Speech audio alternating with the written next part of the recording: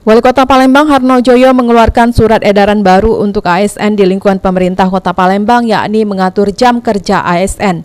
Dalam surat edaran tersebut, jam kerja ASN di lingkungan Pemkot Palembang hari Senin sampai Kamis masuk kerja mulai pukul 7.30 waktu Indonesia Barat, sedangkan pulang pukul 17.00 waktu Indonesia Barat.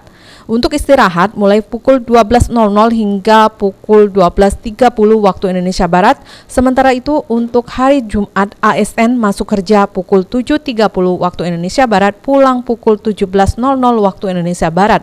Istirahat pukul 12.00 hingga 13.00 waktu Indonesia Barat.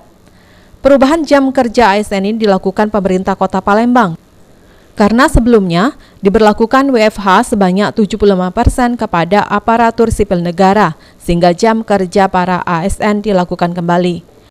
ASN gimana? Jam kerja Pak ASN, Pak. Yang awalnya 7,5 jam jadi 8 jam. Coba nanti silakan Ya, apa namanya? BKPSDM ya, ya.